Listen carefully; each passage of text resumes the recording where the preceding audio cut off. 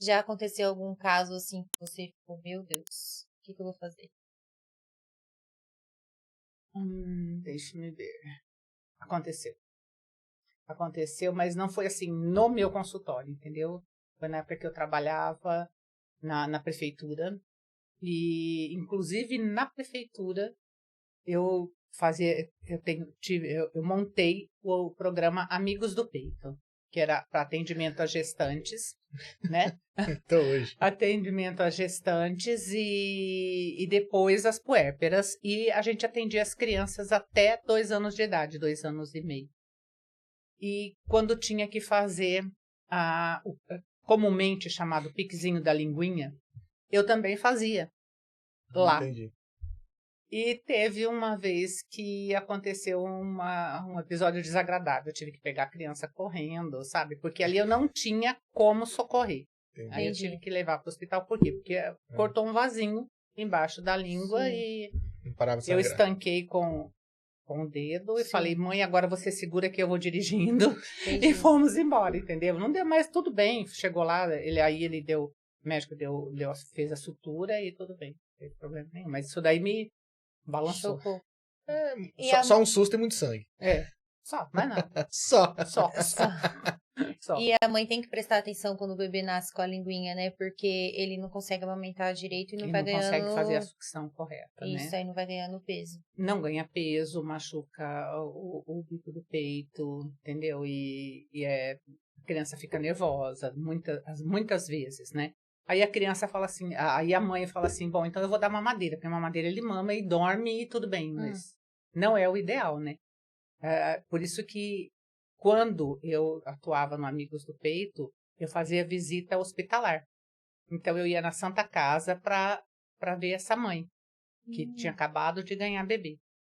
E muitas vezes a gente examinava a linguinha do bebê lá na Santa Casa. Quando não dava, e quando ia no posto de saúde, a gente examinava, né?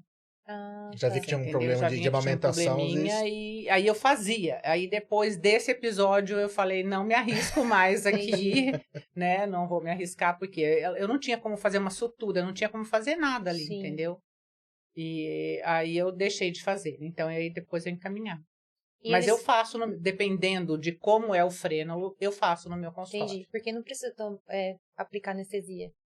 A gente aplica, assim, só um colírio anestésico, mas dissolvido, tá. E na pontinha do cotonete só coloca ali, meio sabe? Que vai adormecer. Mas Entendi. É o suficiente, entendeu? Ainda mais quando é recém-nascido, né? Tudo sim, bem. Não tem problema nenhum. Assim, só se for um frênulo mais espesso, aí sim. Aí você tem que fazer, ou você aplica anestesia e tal, que é o que eu não faço. Sim. Tá? Ou então você também faz o corte com laser. É? O laser de alta potência. Mas aí seria casos mais sérios, assim, só que da aqui linguinha. ninguém tem. Aqui em Dracena ninguém tem esse... Seria mais pra capital, assim? Não, eu não sei se Tupã tem. Já tem mais porque próximo. Tupã é uma referência, tá? Tupã é uma referência, doutora Rose Charadia e doutor Dalton. Eles são, assim, especialistas, sabe?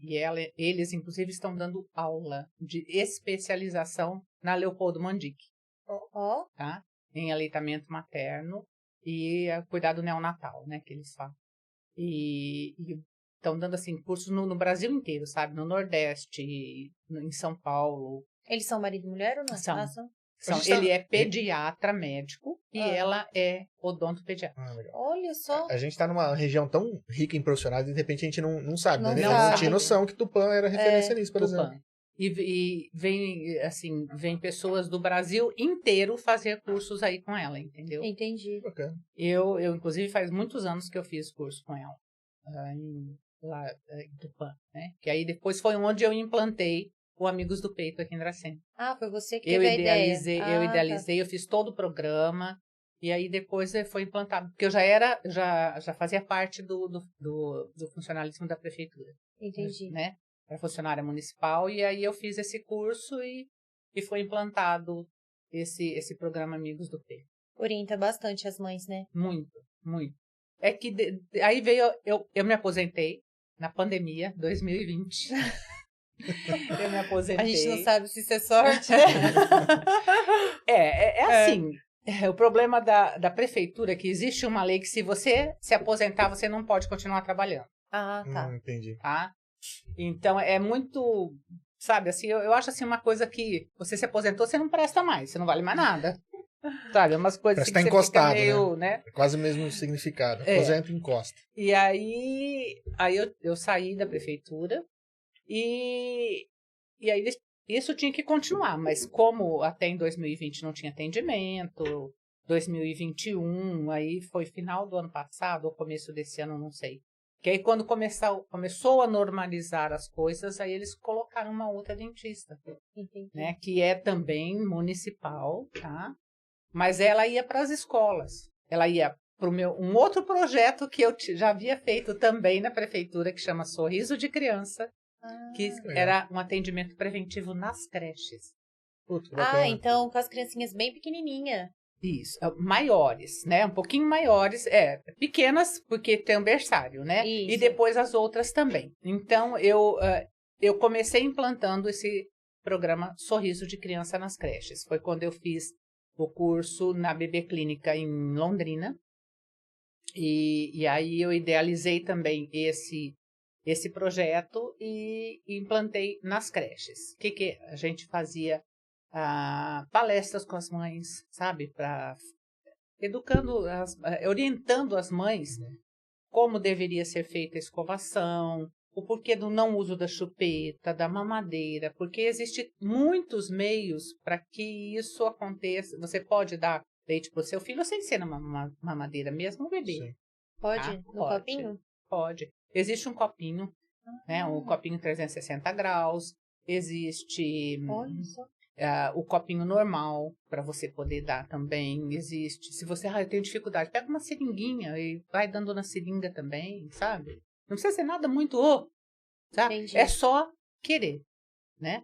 Mas você acha que um pouquinho não é falta de informação? Porque, olha, a gente mesmo não tem filho, né? Eu não sabia que eu podia dar na seringa. Nunca tinha nem passado na Por cabeça. isso que existe hoje a consultora em aleitamento materno. Entendi. Por quê? O que a gente faz? Mas geralmente, quem tem dificuldade para amamentar, que, né, que de repente procura outros meios, né? Sim, mas às vezes, mesmo você amamentando, para você ter sabe, às vezes a mãe poder dar uma descansada Sim, maior durante a noite. Entendi. O pai, por exemplo, pode fazer nóis. a vez da mãe. A mãe retira o leite materno, tá? E o pai pode oferecer o leite para essa criança. Assim, Vamos entendeu? ajudar, hein, gente, pelo amor de Deus.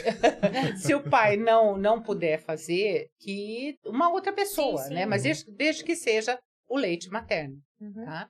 Porque se você introduzir qualquer tipo de bico artificial para essa criança, ela vai ter uma dificuldade maior na amamentação no peito. Entendi.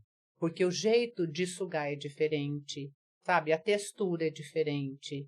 E mesmo, assim, o fluxo, né? É outro, né? É diferente. Você vê sabe? que demora mais quando eles amamentam no peito do que na na mamadeira, mamadeira. né? Rapidinho eles já... Rapidinho. E aí, o que acontece? A criança sente uma necessidade de uma sucção maior.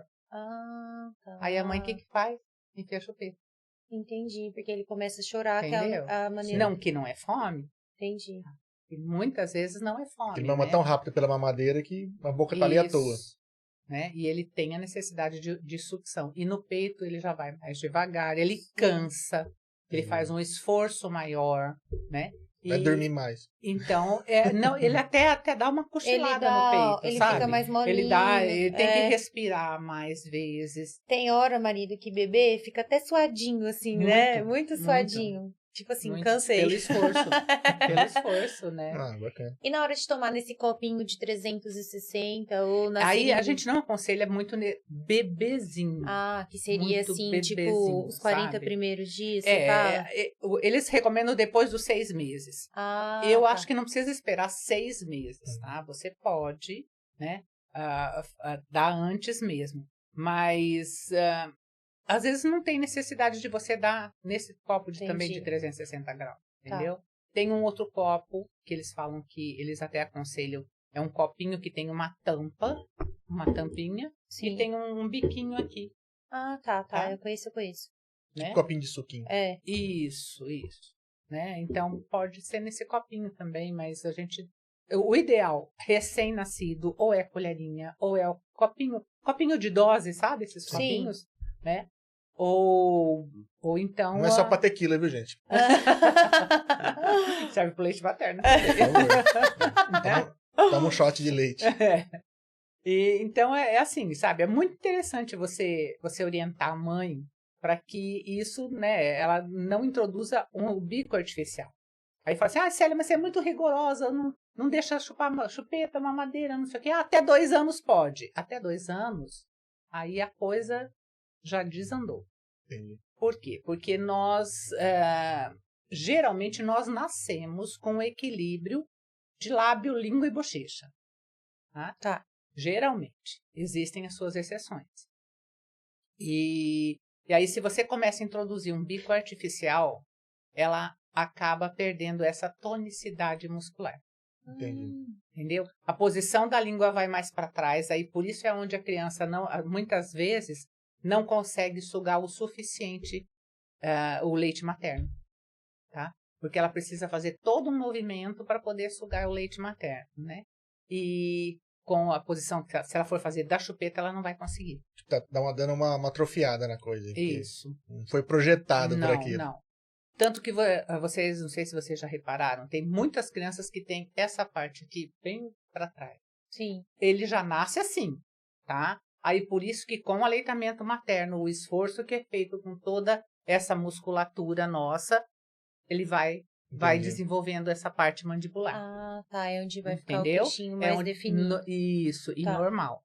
E com a mamadeira, o que acontece? Acaba muitas vezes ficando o queixinho mais para trás. Você não fez Entendi. força suficiente, né? No tempo É por isso precisaria que fazer. existe muitas crianças que precisam usar aparelho.